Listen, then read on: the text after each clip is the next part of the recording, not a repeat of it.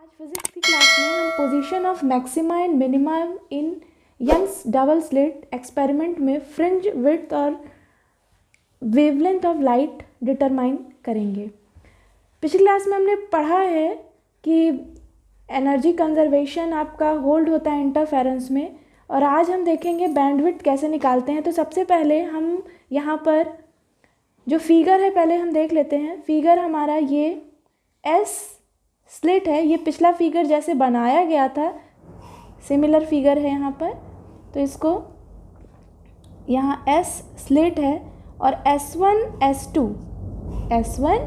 S2 ये आपके दो पैरेलल नैरो स्लिट हैं।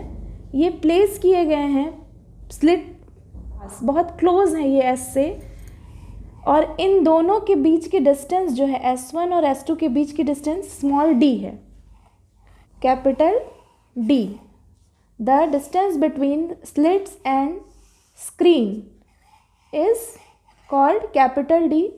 Here P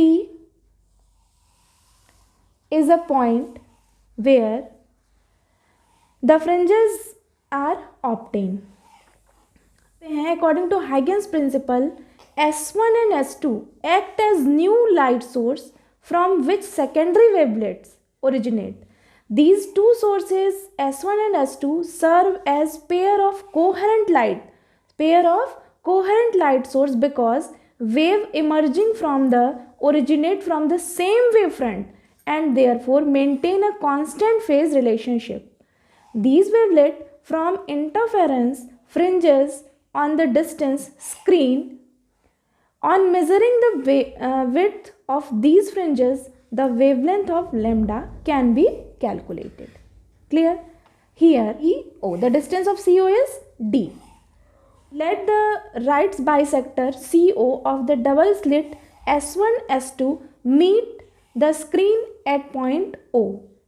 At this point, the secondary wavelet from the coherent source S1 S2 meet in same phase. Same phase means S2O equals to S1O. Interference constructively to give rise to a fringe width called center bright fringe. S1O और S2 को meet करें तो ये इस तरह से जो fringes आपको फॉर्म होंगे उसे हम सेंट्रल ब्राइट फ्रिंज या जीरो ऑर्डर ब्राइट फ्रिंज या प्रिंसिपल मैक्सिमा बताएंगे।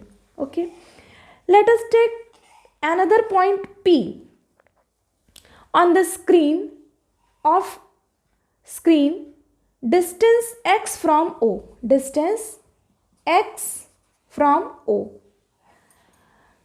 The point P may be the point of maxima or minima. Intensity depending on the path difference.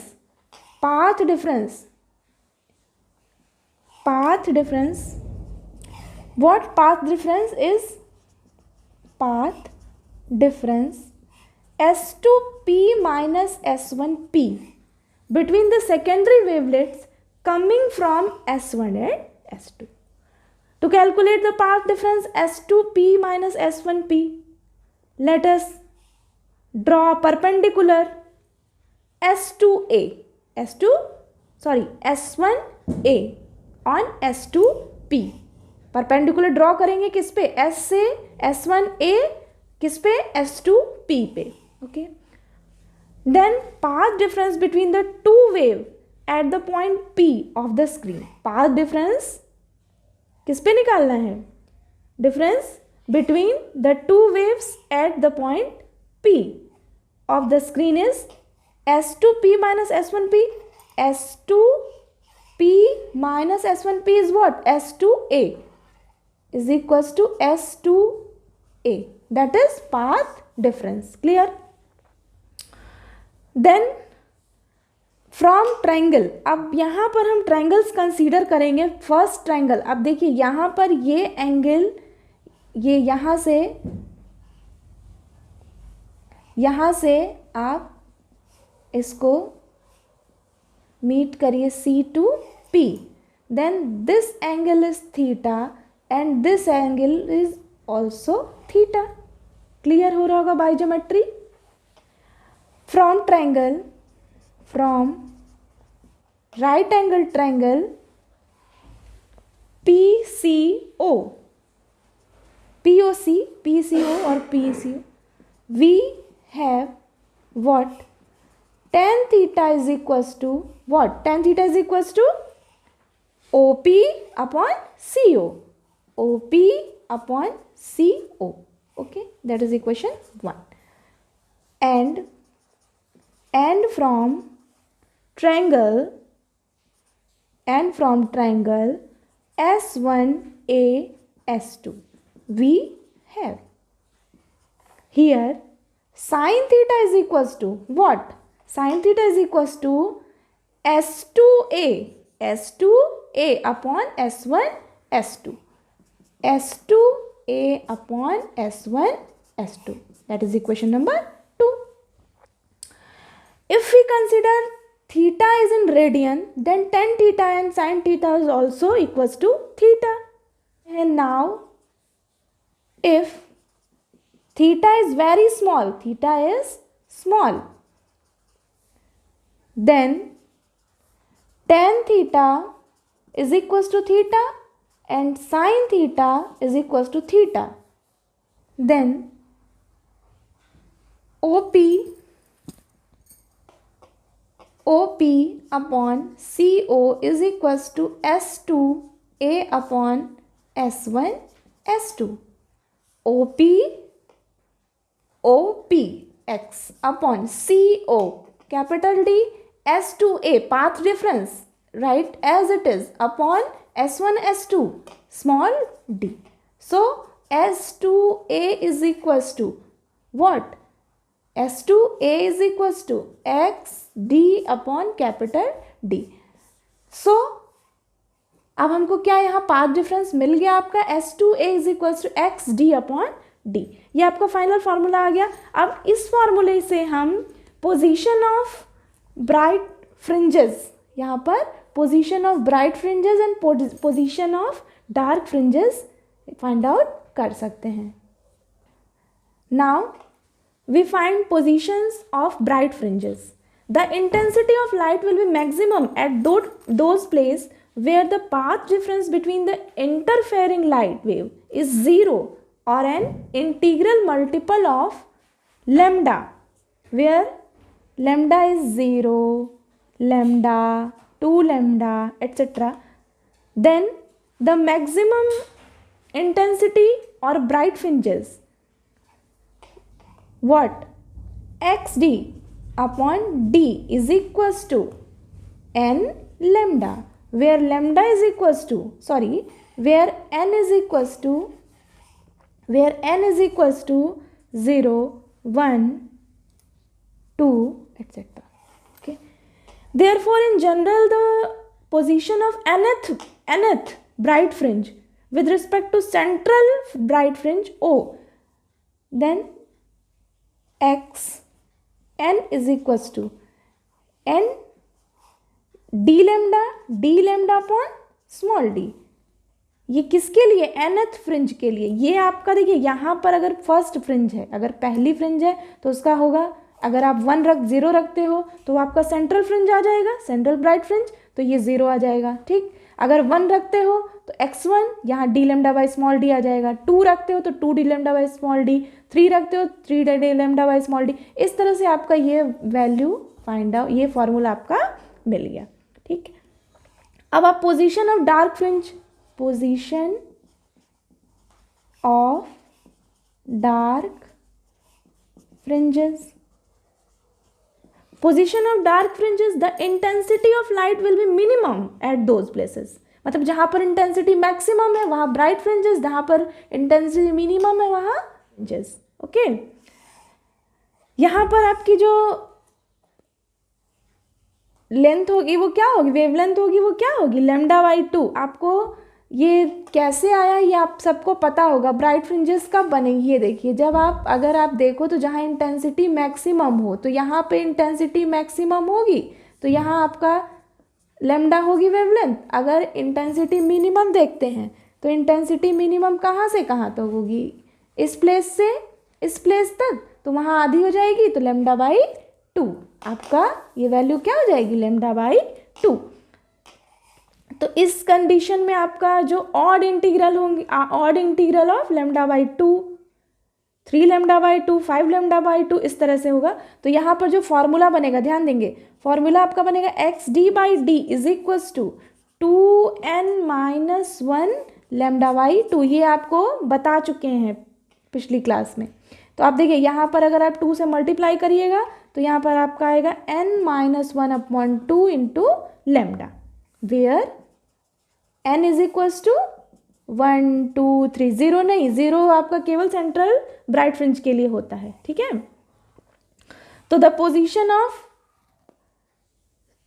Central bright fringe can be given as nth fringe के लिए xn n-1/2 D lambda by small D. ये आपका formula हो जाएगा किसके लिए, dark fringe के लिए, ठीक है। तो अगर आप n बराबर 1 पुट करते हो तो फर्स्ट डार्क फ्रिंज मिलेगी, देखिए 1, तो यहाँ 1 1-1/2 1/2 तो डी लैम्डा बाई 2d आएगा ना, ठीक है। फिर अगर आप 3 रखोगे तो 3 -1/2, आप जैसे कैलकुलेट करके आप यहाँ पर पोजीशन निकाल सकते हैं। ये आपका क्या आ गया, position of bright and position of dark fringes का फॉर्मूला। ये फॉर्मूला आपको याद रखना है, ठीक है। अब चलिए हम निकालते हैं fringe width. Fringe width. What is fringe width? The distance between two successive bright and dark fringe is called fringe width. Means जब दो सक्सेसिव आपके डार्क और ब्राइट फ्रिंज के बीच की जो विड्थ होती है उसे ही हम फ्रिंज विड्थ कहते हैं। सपोज कर लेते हैं कि late x0 and xn+1 be the distance of nth and n+1th bright fringe respectively from the central fringe. Central fringe कहाँ बनेगी, ओ पर बनेगी। Then we can write xn is equals to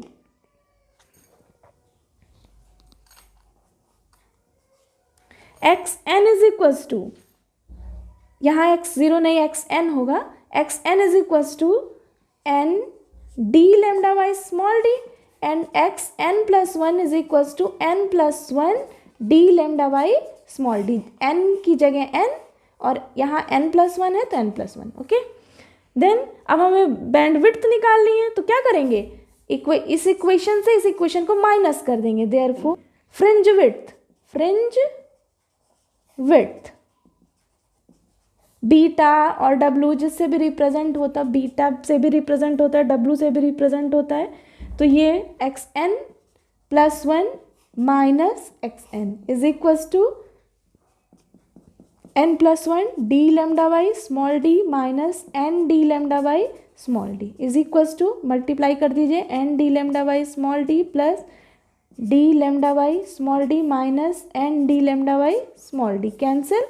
then beta is equals to d lambda by small d। ये आपका किसके लिए आ गया, ये बैंडविड्थ आ गई। ये सभी फ्रिंजेस के लिए, बैंडविड्थ डार्क फ्रिंज हो या ब्राइट फ्रिंज हो, दोनों के लिए यही फॉर्मूला आपका इम्प्लीमेंट होगा। ये बीटा बैंडविड्थ है, lambda wavelength, small d distance between slits and capital D distance between slit and screen, okay. अगर बाय फिगर हम इसको दिखाएं तो ये देखिए यहाँ पर ये डार्क फ्रिंज और ये जो बीच में ये है, ये आपकी ब्राइट फ्रिंज, ये ब्राइट फ्रिंज और ये डार्क फ्रिंज। तो ब्राइट और ब्राइट के बीच की डिस्टेंस, ब्राइट फ्रिंज और ब्राइट फ्रिंज के बीच की डिस्टेंस भी d lambda by small d, और ये डार्क फ्रिंज के बीच की distance d lambda by d, और ये ब्राइट टू ब्राइट फ्रिंज के बीच की डिस्टेंस भी d lambda by small d। यानी फ्रिंज ब्राइट हो या डार्क हो, फ्रिंज विड्थ जो है आपकी वो d lambda by small d ही होगी। अब आता है अगला angular fringe width. Angular fringe width, angular fringe width हम मान लेते हैं थीटा n। अब यहाँ देखिए थीटा मतलब यहाँ पर tan थीटा से आप समझिएगा, आपको याद होगा जब आप फिगर बना रहे थे तो ऐसे आपका था, ठीक है। यहाँ पर आपका O, ये C और ये P था ना, और ये थीटा एंगल था। इन शॉर्ट आप फिगर बना सकते हो। तो tan theta is equals to OP upon ये x था और ये कैपिटल D था, तो यहाँ theta n is equals to आप क्या लिख सकते हो, x/d ना। तो ये आपका nth के लिए है तो आप xn लिख दीजिए। और xn की वैल्यू आपको पता है क्या होती है, n d lambda by small d upon capital D। Capital D से कैपिटल D कैंसिल, तो यहाँ फॉर्मूला क्या आएगा आपका, n lambda by small d। ये आपका क्या आ गया, ये nth एंगुलर nth जो ब्राइट फ्रिंज है उसकी एंगुलर पोजीशन मिली। ये क्या है, एंगुलर पोजीशन, एंगुलर पोजीशन, ठीक है। अब देखिए, अब इसी तरह हम निकालेंगे n+1 ब्राइट फ्रिंज की पोजीशन। तो n+1 की सेम वैसे ही निकाल लीजिए। तो यहाँ क्या आ जाएगा, इसमें पूरा कैलकुलेशन नहीं, n की जगह n+1 आप पुट कर दें, ठीक है। अब आपका यहाँ पर आप निकालोगे अगर बैंड विड्थ, तो आपका एंगुलर फ्रिंज विड्थ आप निकालोगे, तो angular fringe width theta is equals to theta n+1 minus theta n equals to, minus करेंगे n+1 lambda upon d minus n lambda by small d। अब ये देखिए n लैम्डा वाला टर्म कैंसिल हो जाएगा, तो थीटा इज इक्वल्स टू आपको क्या मिलेगा, केवल और केवल लैम्डा बाई d। यानी आपका एंगुलर फ्रिंज विड्थ जो है होती है वो होती है लैम्डा अपॉन d के इक्वल, ठीक। ये आपका इस तरह से ये फॉर्मूला भी आपका समझ में आ गया आपको। अब देखिए यहाँ पर एक चीज़ है कि the angular fringe width is independent of the position of the screen, because here capital D is not available. Capital D आपका यहाँ नहीं है, इसलिए पोजीशन से आपका ये क्या है, इंडिपेंडेंट, ठीक है। अब यहाँ intensity distribution among the Young's double slit experiment में हम देखेंगे कि आपका ये फिगर है, इस फिगर से समझने की कोशिश करते हैं। यहाँ पर सारी फ्रिंजेस की जो विड्थ है वो इक्वल ही है, इसलिए इस तरह से आप बनाइए, फिगर देख लीजिए। ये आपका मान लीजिए सेंट्रल फ्रिंज है, तो यहाँ पर आपकी इंटेंसिटी आई, ठीक। अब यहाँ पर आपकी जो इंटेंसिटी होगी वो आई मैक्सिमम होगी। देखिए अगर यहाँ पर आपकी वैल्यू 0 है, ये ओ मानिए, यहाँ पर वैल्यू ओ से अगर यहाँ पर आपका लैम्डा है तो इधर आपका माइनस लैम्डा, इधर आपका अगर 2 लैम्डा है तो इधर आपका -2 लैम्डा, इसी तरह अगर और बढ़ाएगा तो -3 लैम्डा, इधर आपका +3 लैम्डा। इस तरह से आप इधर कंसीडर कर सकते हैं।